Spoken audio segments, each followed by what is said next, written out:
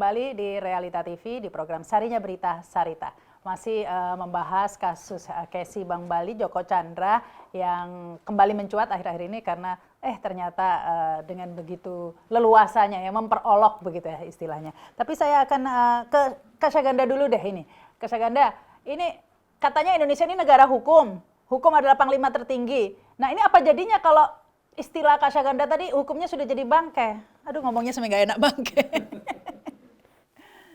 Ya, memang maksud saya kan gini, ini hukum ini kan memang harus jadi panglima tertinggi. Ya, jadi rakyat itu kan sebenarnya harus merasa keadilan hukum itu milik semua warga negara sama, tidak mengenal orang yang kaya, orang yang berkuasa dan lain-lain. Kita selalu sering dipertontonkan oleh kejadian-kejadian di mana nenek-nenek ngambil hasil produksi di pertanian, nyuri beberapa sawit atau nyuri beberapa hasil kebun, langsung ditangkap di penjara. Ya, orang-orang kecil kayak yang dituduh teroris ditembak mati, kemudian diumumkan dia teroris. Padahal menurut saya di dunia ini pada masa COVID-19 teroris itu cuma ada di 2 tempat yang jadikan isu. Yang satu Hong Kong karena mereka itu melawan RRC, yang kedua cuma di Indonesia. Di seluruh dunia teroris itu lagi tiarap karena nggak ada kafe yang buka, nggak ada pesawat terbang yang jalan karena COVID ini semuanya berhenti. Jadi harusnya teroris juga berhenti, tapi di Indonesia teroris masih ada dan kemudian ditembak mati. Nah, kalau kita bicara misalkan equal before the law, itu harusnya dibuktikan di pengadilan. Dan Jokowi harus sadar di saat dia masih berkesempatan jadi Presiden Republik Indonesia seperti saat ini, ya janganlah mentang-mentang ya. Saya sama Jokowi lebih senior saya dalam pengertian berkorban untuk rakyat ini ya. Saya mulai aktivis 30 tahun lalu. Jadi waktu itu Jokowi masih main Metallica dan lain-lain. Jadi ketika dia dikasih kesempatan sekarang, ya dia tunaikan aja janji-janji politik dia untuk menjadikan hukum itu menjadi panglima tertinggi bagi bangsa Indonesia. Kalau ada kasus seperti Joko Chandra ini yang sudah membuat hukum jadi bangke, Jokowi bangkitlah, ya lakukan extraordinary yang seperti dia bilang. Jangan biasa-biasa aja. Jokowi suka maki-maki menterinya, tidak extraordinary, hanya biasa-biasa saja ya. Nah, sekarang saya sebagai rakyat minta Jokowi extraordinary dan luar biasa. Bagaimana dalam kasus Joko Chandra langsung pulihkan kepercayaan rakyat bahwa hukum adalah panglima tertinggi. Bagaimana itu bisa terjadi? Ya tadi seperti kata Bung Neta, 5 jenderal itu setidaknya dipecat. Kalau mau diusut lebih lanjut, Kapolrinya dan Kabareskrim. Kemudian Menkumham itu harus diberikan sanksi. Nggak boleh orang ngeles, ya ngeles 20 tahun. Enggak, dia harusnya mengecam, memecat. Ya, seperti di Jakarta misalkan Anies Baswedan langsung dia pecat lurahnya. Jadi itu sebenarnya sikap-sikap seperti itu kan menunjukkan respon. Kalau responnya pun masih ngeles, ya itu harusnya diberikan sanksi. Jadi harapan saya sebelum Indonesia ini hancur karena hukumnya hancur, itu Jokowi harus segera bertindak. Kalau bisa misalkan Jokowi yang pertama ini bagaimana Novel Baswedan diangkat jadi ketua KPK gantikan Firly. Itu dulu, itu Jokowi bisa lakukan. Walaupun itu pakai DPR, Jokowi lakukan aja. Supaya nanti Novel memproses kasus kemungkinan adanya gratifikasi KKN atau korupsi yang diberikan Joko Chandra kepada seluruh penegak hukum dalam kasus ini. Dan supaya nanti KPK diserahkan untuk memburu koruptor 39 koruptor itu. Jadi itulah harapan saya supaya supremasi hukum bisa ditegakkan kembali. Saya pikir itu harapan saya, Mbak Sarita. Harapan yang mission impossible. Masa Novel Baswedan disuruh jadi ketua KPK? Nggak kebayang deh. Iya, bagaimana langsung memang, tapi ya berharap lah. Serangannya seperti apa? Belum jadi ketua KPK aja udah buta satu mata. Ya, tapi saya ke Kak Neta juga ya.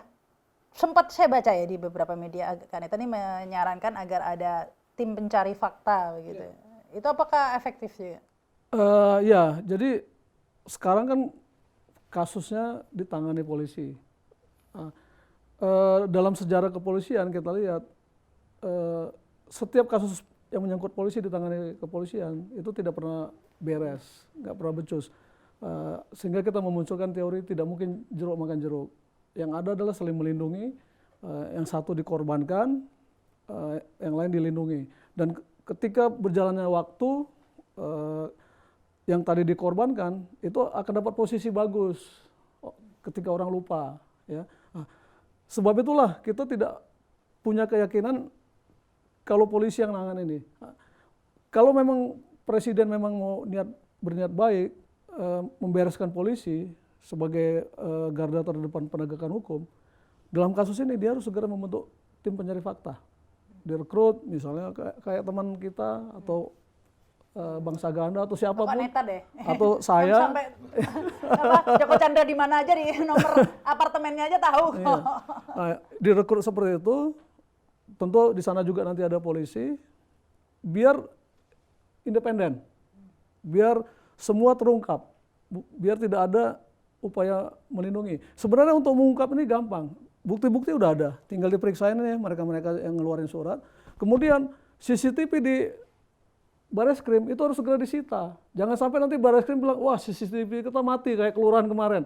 Masa ada kantor polisi CCTV-nya mati? Ya kan, kalau mati CCTV-nya kan udah diserang teroris kan gitu. Jadi kalau CCTV-nya bisa disita nanti kelihatan dong ya Joko Chandra datang. Datang siapa yang ngawal? Jenderal siapa yang nemenin? Nggak mungkin dia datang sendiri. Pasti ada jenderal yang ngawal, minimal 1 atau 2. Nah, minimal ada yang menyambut. Jenderal siapa yang menyambut? Ya kan? Oh, ketahuan. Iya, jadi itu yang penting kalau memang ini serius mau diselidiki, ya itu tadi dibentuk tim pencari fakta, segera amankan CCTV, jangan sampai dihapus ya kan, baru kemudian diperiksa secara maraton semua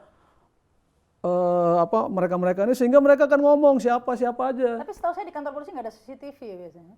Ada, justru orang polisi membuat CCTV di jalanan, masa di kantornya nggak ada? Justru karena itu memang nggak ada, setahu saya. Seingat saya ada kasus waktu kerusuhan penjara atau apa itu dulu, diminta CCTV-nya katanya nggak ada. Di Cebongan, Ya, itu udah dirusak duluan, CCTV-nya udah rusak. Jadi kebetulan gedung Bareskrim ini gedung baru, mereka punya patroli cyber, secara teknologi mereka hebat. Tapi ketika menyangkut orang-orangnya, apakah mereka hebat? Jangan-jangan nanti mereka saking hebatnya rusak katanya kan semuanya. Jadi itu harapan kita, Presiden benar-benar serius menyelesaikan ini dengan membentuk tim pencari fakta.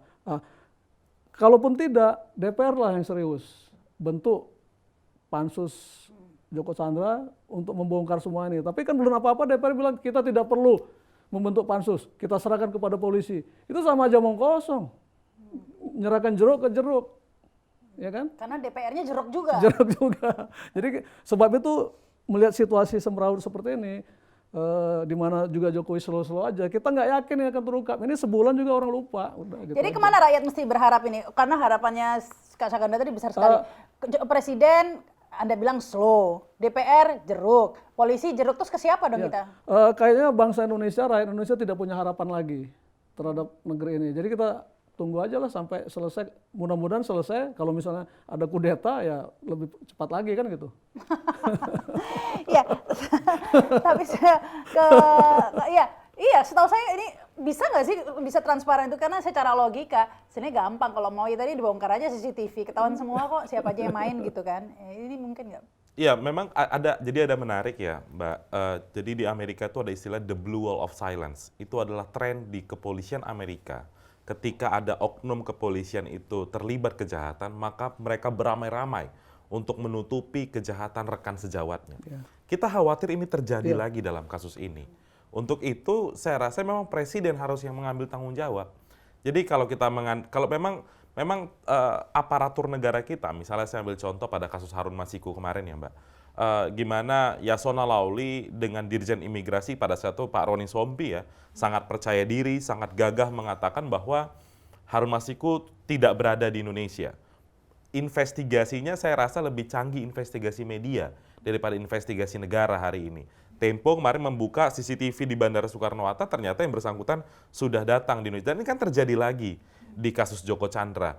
Koruptor 546 miliar bisa dengan santai, bisa dengan mudah jalan di Indonesia, dan tiba-tiba semuanya sudah dikondisikan. Tadi seperti kata Pak Neta, beberapa CCTV bisa tiba-tiba mati, dan ini yang harus misalnya kalau dia terbukti datang ke Bareskrim, saya rasa bukan level Kabareskrim lagi, tapi Kapolri yang harus menjelaskan kepada publik terkait dengan hal ini, dan memang masyarakat akan lebih baik jika melihat langsung diputar semua CCTV ke hadapan masyarakat.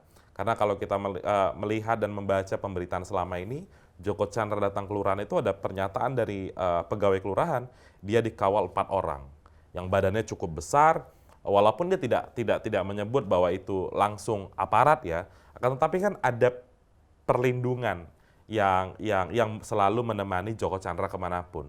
Sehingga kita khawatir ada lagi oknum jenderal selain dari orang-orang yang selama ini disebut di pemberitaan. Begitu, Pak. Tapi ini Joko Chandra seandainya lolos, kemudian Harun Masiku juga seperti ini. Jadi ini yang 39 ya tadi datanya? Iya, ada 39 koruptor dan kalau saya lihat total kerugian negara yang diakibatkan oleh 39 koruptor ini sekitar 53 triliun. 53? Itu 53 triliun. Misalnya kasus Samsul Nur Salim 4,58 triliun, kasus Senturi itu beberapa orang. Tapi BLBI sendiri udah ratusan triliun. Tapi ini maksudnya yang sudah masuk proses hukum ya, Mbak. Oh, Buronan itu kan sudah, entah dia itu kabur ketika menjadi tersangka, atau terdakwa, atau ketika menjadi terpidana. Total kerugian negaranya yang resmi dihitung oleh BPK 53 triliun. Kalau hal ini didiamkan saja dan tidak ada tindak lanjut, tidak ada punishment yang keras, kita tidak puas hanya dengan jenderal-jenderal ini dicopot dari jabatan, harusnya diberhentikan dari instansi kepolisian. Presiden harus ambil tanggung jawab. Kalau tidak, 37 dikurangi Joko Chandra dan Harun Masiku yang terbukti santai saja mereka masuk Indonesia, akan dengan mudah masuk ke wilayah hukum Indonesia. Beberapa waktu lalu juga kita sempat mendengar pemberitaan Edi Tansil, juga beberapa kali katanya sempat datang ke Indonesia. Koruptor yang tadi Mbak Rahma sebutkan 1,3 triliun ya. Itu saya masih kecil itu sudah korupsi. Ya, tahun 96 kalau saya tidak salah kasus Edi Tansil itu. Jadi ya inilah potret hukum kita, inilah potret penegakan hukum, dan ini janji politik Jokowi 2014, janji politik Jokowi 2019 yang memang hanya lip service semata, tidak pernah terbukti dia berpihak pada isu pemberantasan korupsi. Waduh, kalau benar kata analisa Kak Saganda tadi, 53 atau Kak Neto tadi ya, 53 triliun lumayan tuh jadi ATM ya.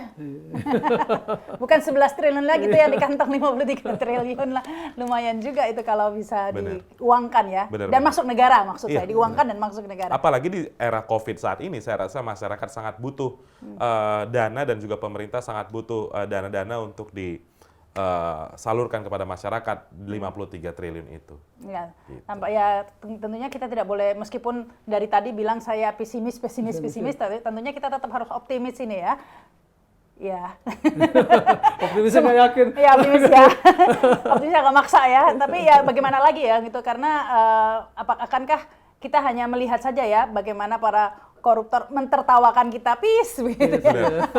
Dan kita rakyat Indonesia terutama masih banyak yang berada di garis kemiskinan hanya menyaksikanlah pertunjukan-pertunjukan itu ya. Sementara kelompok-kelompok yang lain dengan tertawa-tertawa begitu ya, menikmati hasil korupsinya. Tentunya ini kita harap ada yang mampu, presiden lah terutama harapannya, karena levelnya ini sudah tinggi ya, tidak bisa hanya. Ya, mungkin kita tidak bisa berharap pada Presiden Jokowi kalau melihat trennya ini. Mungkin presiden baru siapa nanti? Ada presiden baru, Kak Saganda dong nanti itu, katanya. Ya, tetapi ya inilah apa yang harus ditelan ya oleh rakyat saat ini. Nggak ada daya upaya sebenarnya, kita hanya menelan pil pahit ini saja, menyaksikan pertunjukan ini saja. Kita lihat sampai di mana ini ya. Yang pasti Realita TV terus akan mengajak ya publik di Indonesia untuk terus berdiskusi ya, mengkritisi ini agar meskipun diam dan pesimis begitu ya, tapi tetap kritis ya. Suatu saat mungkin ada jalan keluar. Mudah-mudahan. Sikap kritis ditunjukkan Bang Saganda, ditunjukkan beliau, tunjukkan kita. Selalu kita mengasah sikap kritis kita. Ya, apalagi Kak Neta ini juga ya. Ini habis kasus begini nggak ada apa ancaman atau apa? Ya insya Allah aman lah. Berkat doa Bu Sarita. Terima kasih nih ya Kak Neta, terima kasih. Terima kasih Kak Saganda. Bisa dilanjut olahraganya. Terima kasih teman-teman semua. Ya Bang. Assalamualaikum. Ayo, sampai ketemu. Ya, jangan lupa ya subscribe, komen. Saya Rahma Sarita. Sampai jumpa.